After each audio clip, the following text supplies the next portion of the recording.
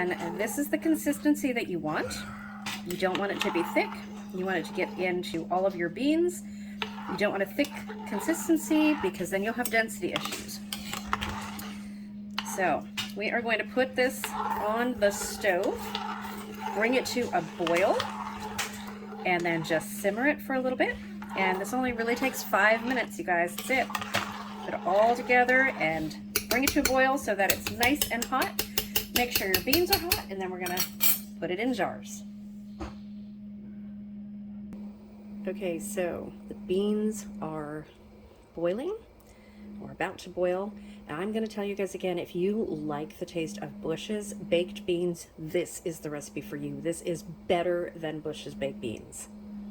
Okay, you guys, so we have all of the sauce made. The beans are heated. The sauce is hot. We are going to start to fill our jars. So I'm going to be taking the beans. I'm just going to show you a couple of these. And we're going to be filling them. Oops. And we're only going to be filling them 3/4 of the way full because these are going to absorb liquid and they're going to expand. So that's all the way I'm filling them right there.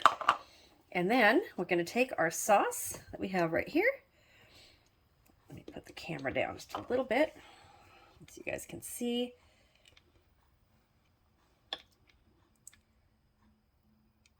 Okay, let's see. I'm going to fill this. Okay.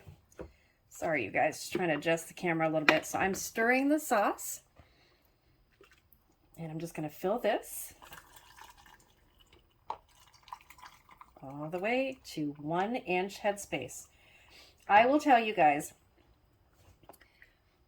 this is really hot. This looks and smells amazing. These are going to be the best baked beans ever.